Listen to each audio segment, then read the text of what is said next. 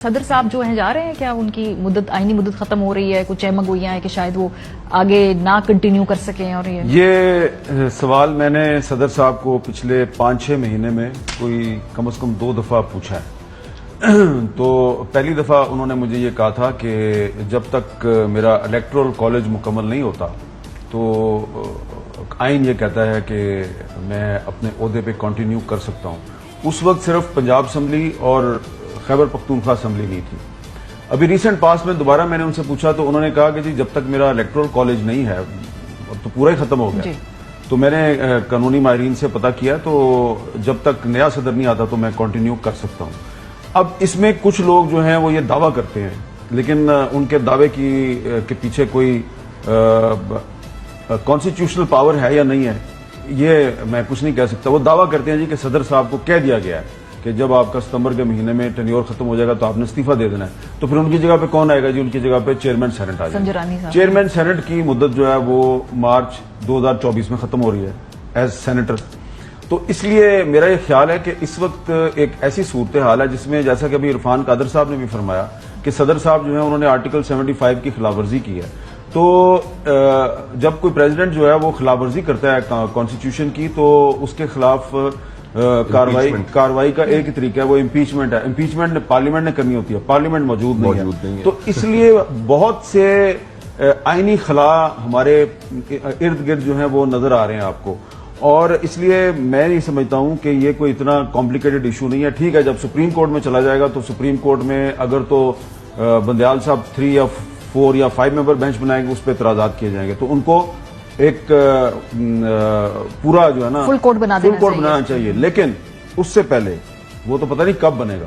جو president of Pakistan نے ایک الزام لگایا ہے اپنے سٹاف پہ کہ انہوں نے میرے ساتھ دھوکہ کیا ہے, اس کی ایک انکوائری ہونی چاہیے اور وہ انکوائری باقاعدہ پبلک ہونی چاہیے.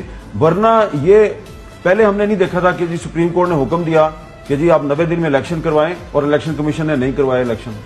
اب دوبارہ سپریم کورٹ جو ہے وہ کیا کرے گی کہ اگر وہ کہہ دے کہ جی پریزیڈنٹ آف پاکستان جو ہے وہ صحیح ہیں اور حکومت پاکستان غلط ہے تو کیا ہوگا؟ اس کا آرڈر کو امپلیمنٹ کیسے کرائیں گے, اس کو کیسے امپلیمنٹ کریں گے؟ تو اس لیے سب سے پہلے آنے والا جو صدر ہے, جو بھی صدر ہوگا, اس کا بھی کو خیال کریں کہ یا تو صدر کا عہدہ ختم کر دیں, اس کو آپ افواج پاکستان کا سپریم کمانڈر ڈکلیئر نہ کریں, یا اگر آپ نے رکھنا یہ عہدہ تو پھر اس عہدے کی جو سینٹٹی ہے اس کو پروٹیکٹ کرنے کا ایک ہی طریقہ ہے کہ صدر صاحب نے ایک پبلک سٹیٹمنٹ دے دیا جی کہ میرے سٹاف نے میرے کانفیڈنس کو بٹرے کیا ہے, سٹاف کے خلاف انکوائری ہونی چاہیے.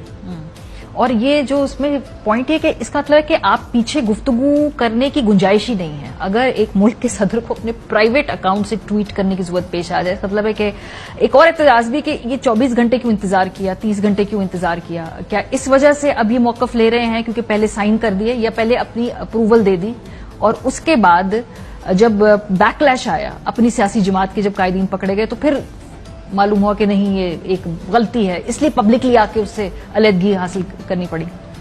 دیکھیں, جو بیک گراؤنڈ ہے اس کے بارے میں تو ہم گمان ہی کر سکتے ہیں کہ کیا ہو رہا ہوگا بیک گراؤنڈ میں, لیکن ہمارے سامنے جو فیکٹس موجود ہیں وہ تو ان کی ٹویٹ موجود ہے اور اس کے ذریعے لیگل کمپلیکیشنز کھڑی ہو گئی, اس کے ذریعے ایک آئینی بحران کھڑا ہو گیا کہ اور پوری دنیا میں پاکستان کا ایک مذاق بھی بن گیا.